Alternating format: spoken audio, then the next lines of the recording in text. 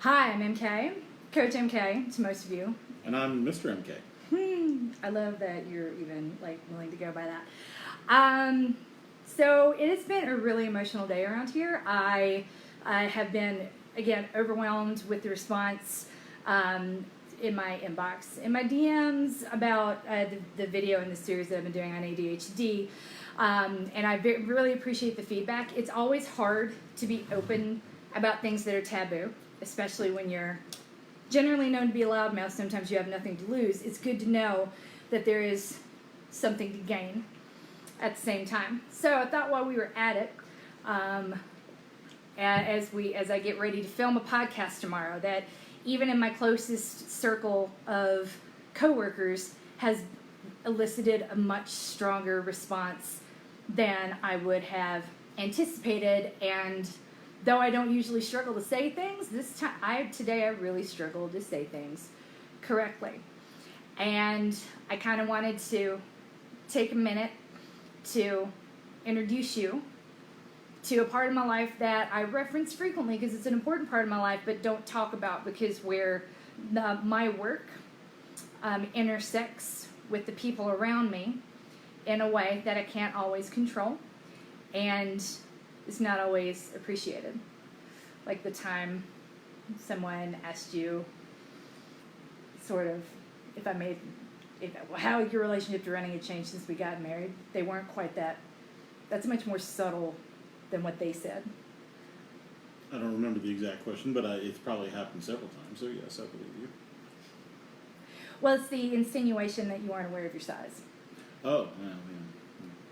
That is how my relationship. I don't know. Yeah, you're right. That I wouldn't have gotten that in this situation, but that's because I'm a dude. And, you gotta write it in big letters on the wall. Well, I went MK on them in private. Like, you don't ever approach someone that I care about. I'm not here to police his body. I'm not here to police his life. And he runs if he wants to run, and he doesn't. I would never make my husband get out of bed and go for a run. What is wrong with you? Mm-hmm. I've had to have that conversation a couple of times. I'm really glad to know you never picked up on that, though. No, totally oblivious. It's all good. So, it's good to know, I guess, it's fun. It's funny. You can't get credit for work that people aren't aware that you're doing. And so the times I keep my mouth shut, I'm always appalled that no one noticed. Like, oh, really? You didn't know how angry I was? You had no idea I was going to come over here and bite your head off? You must be kidding! Well, it's taken me almost 8 years of marriage, and I'm still not sure I know all those times. So.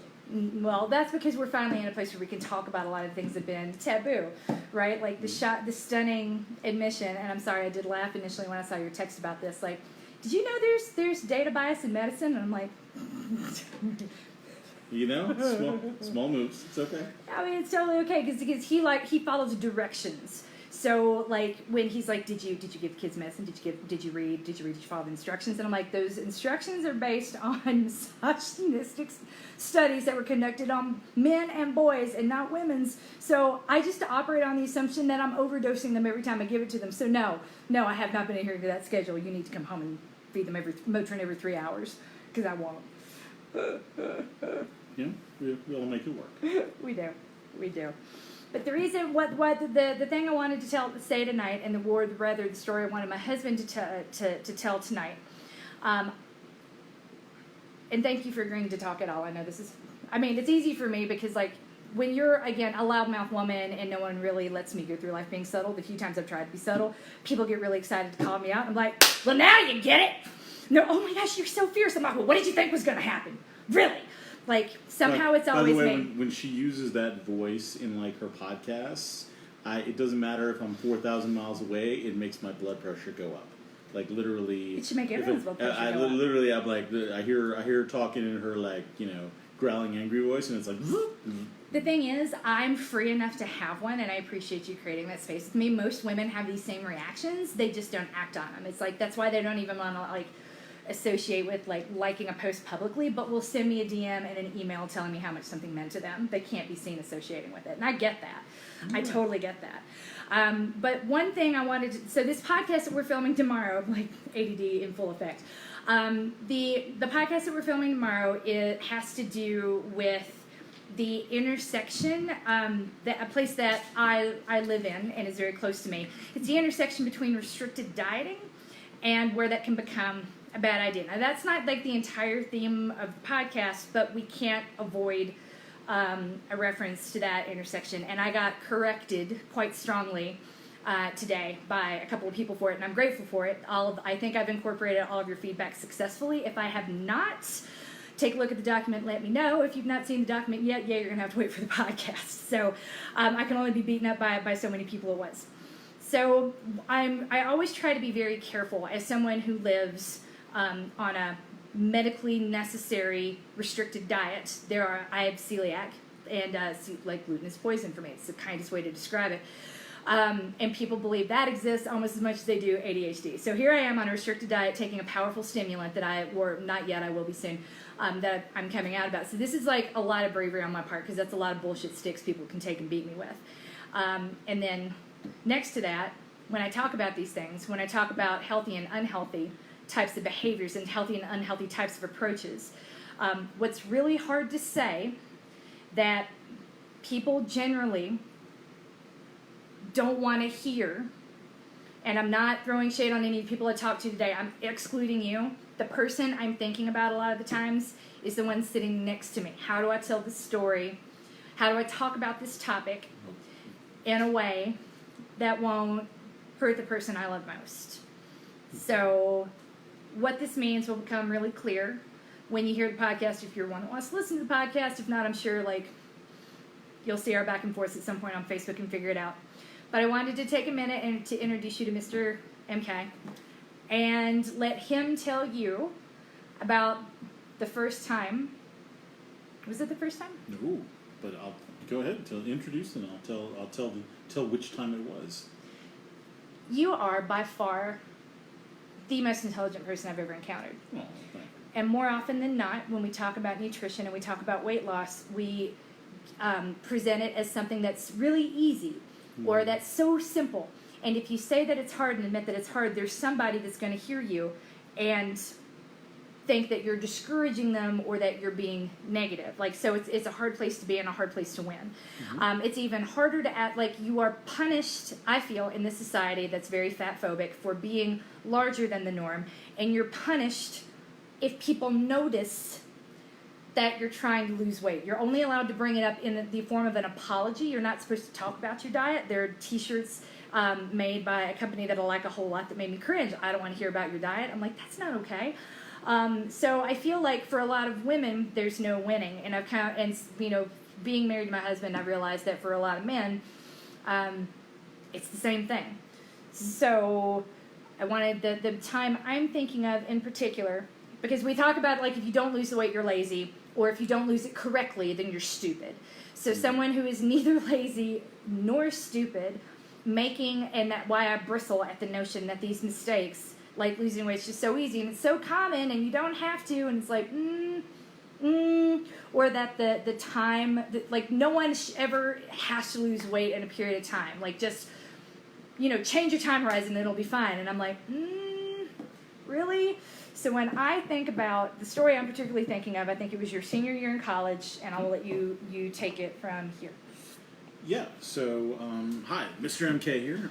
So, flashback to 21-year-old Alex, who, though, was doing fine in college. College was being paid for by the Navy in ROTC.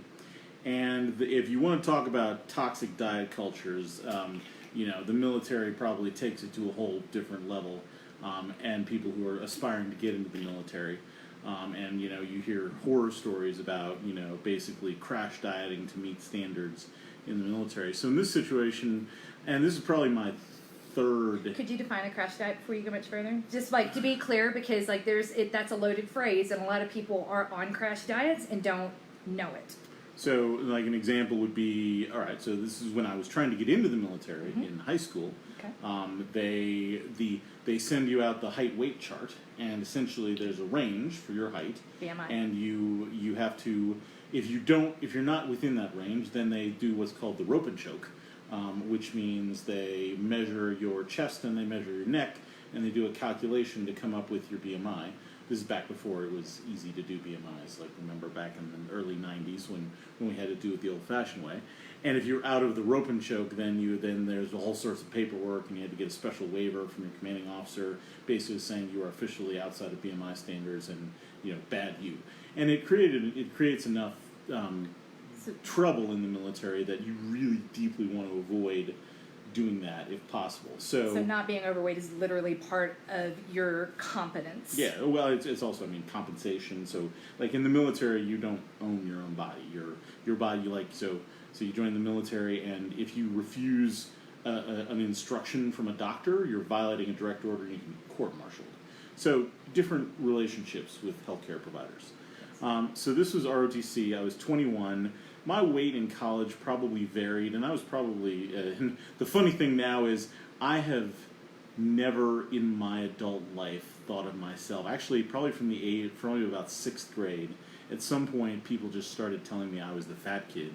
And even if I look back at pictures of myself, at the time I laugh because now I really am fat. Back then I wasn't fat, but people just told me I was fat. Right, and so it was something where it got ingrained in your head. And so my college weight, I'm 5'11 and a half, and my college weight varied between. She's making this really, really smelly tea, by the way. And so my college weight varied between 185 and about 205 before this. Which, like I said, nowadays I laugh and be like, I'd love to be 205. But then, when it got up to 205, it was, people started to get a little worried. And so in ROTC, so this was the summer of my senior year, or summer before my senior year, went out on a cruise with an aviation squadron, which in the military, the pilots drink a lot of beer, right? And I was 21, so, probably got up to about, 220 that summer.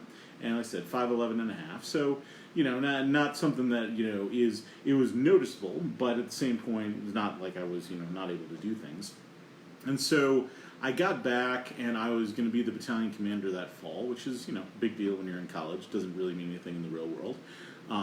And so, when I arrived back in August, during sort of the pre-orientation for the freshmen that year, the colonel, this was Marine Corps colonel, like 6'3", like 150, like skinny guy, basically he just pulls me aside and he's like, Fleming, you need to lose some weight.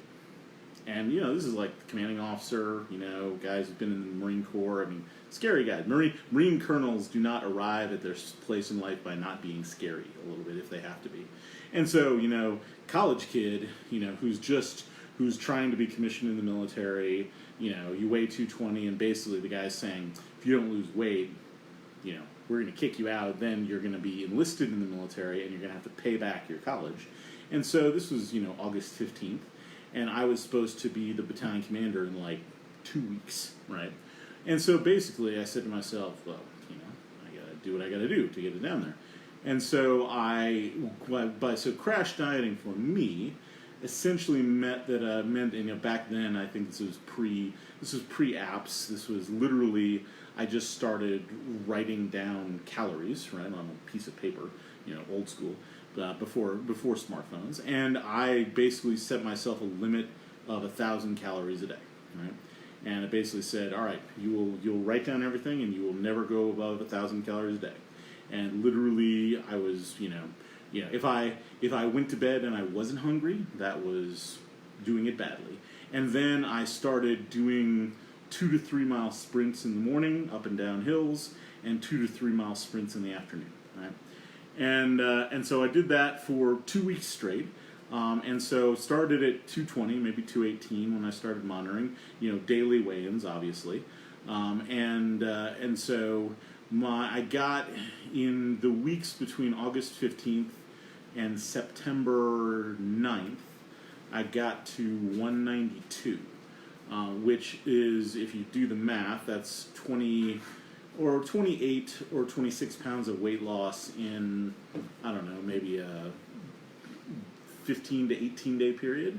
And so I would qualify that as crash dieting, because that is, unhealthy in several different ways. And I got to 192. I'm like, well, keep going. I'm doing great. Whatever. Everybody's happy. I'm skinnier. Everybody's positive reinforcement. Everybody at the RTC unit's happy. So I kept going, got to 185 the next week, and then I remember distinctly, it was probably September 20th or so, and I was running, doing, one of my normal 3 to 5 mile runs down to the unit, and I was running along and felt kind of this crack or pop in my left knee, and then really just started limping. And it was one of those things where, sometimes you're running and you're like, oh, that's just kind of sore, but this was one of those like, oh shit, something just happened and I don't know what it is.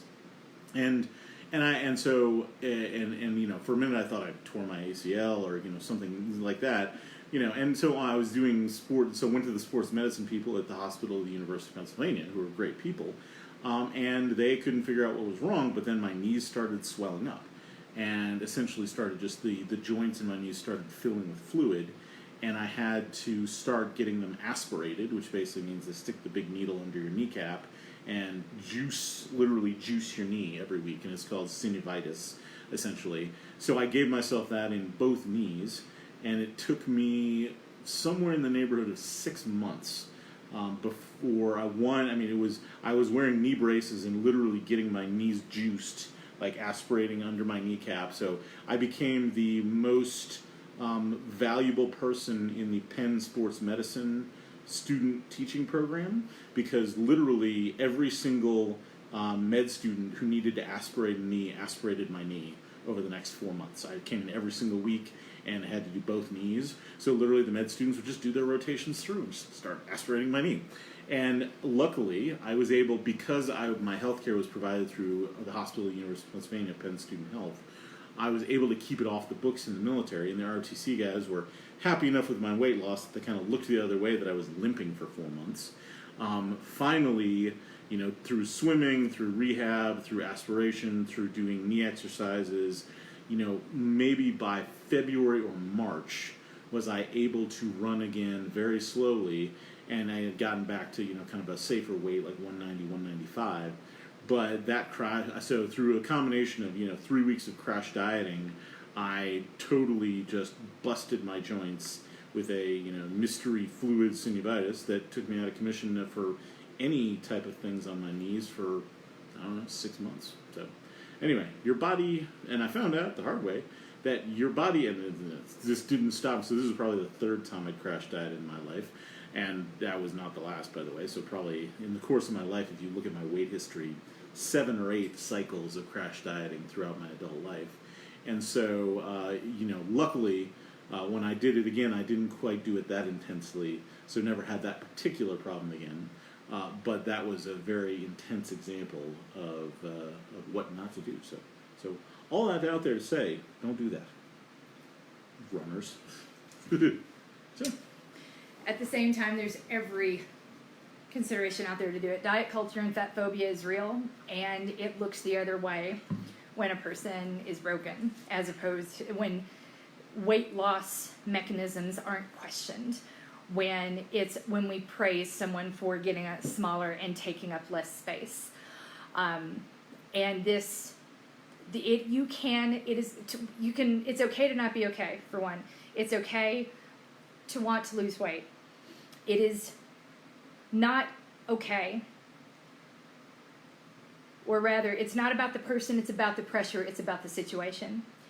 So I would say that was toxic and terrible, and I'm sorry that it has been replayed so much, and I'm sorry if my second career has in any way brought any of that back.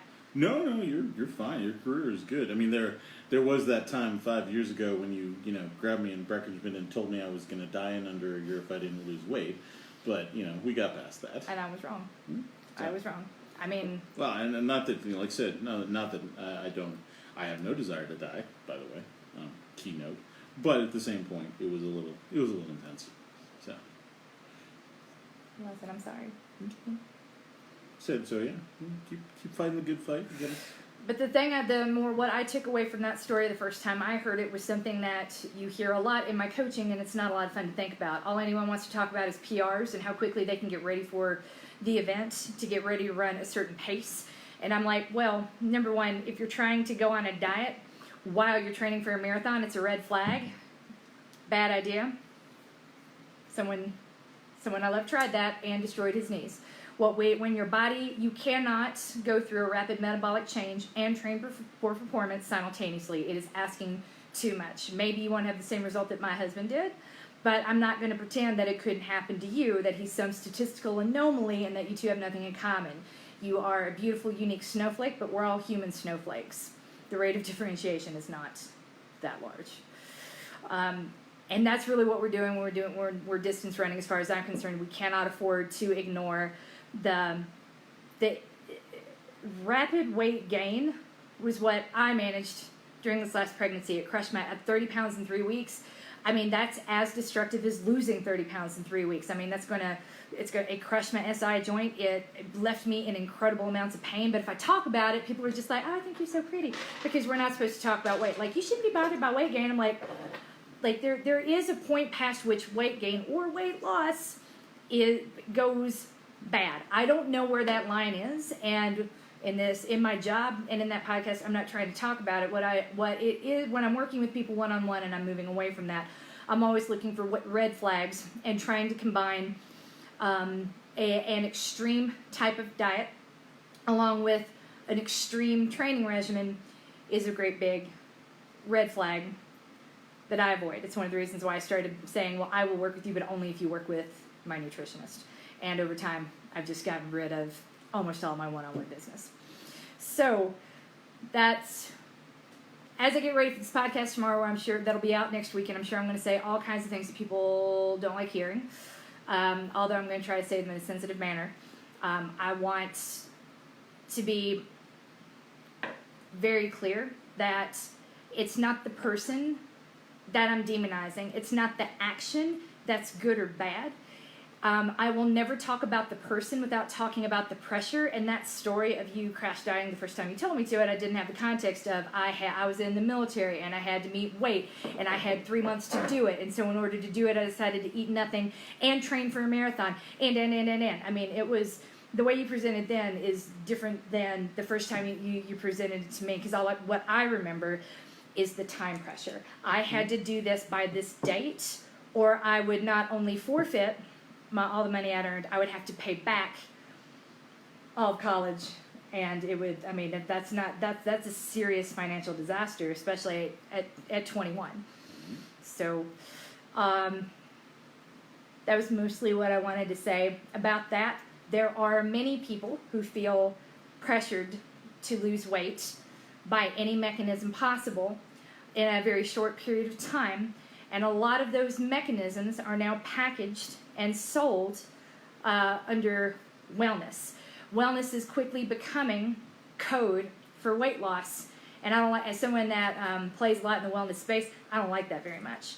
And I have some things I'm going to be saying about that tomorrow. But I wanted to have this context documented here, that the things that I don't say, the things that I'm dancing around, the times that I'm not real clear, most of the time, the person I'm thinking of is this one. And those same forces that made my husband feel less than for being any size are the same ones that act on you, and those forces. In my lifetime, I want to turn it upside down. I can't change the world, but I can leave a real ugly scar. So. Hey, I'm lucky. I was coached and loved first. I was the first coached and loved receiver. You ran 3 marathons in a year. Well, I mean, like I said, you got to start somewhere. You know, I did Houston, San Francisco, and Marine Corps in a single year, and I'm like, well, you know, that was interesting, but I think you're going to be the marathoner in our family. Told you. Mm-hmm. There you go. All right. Okay. Have a good Friday night. Happy running, world. Yay. Enjoy your long run tomorrow, and then go subscribe to Fitness Protection, the podcast.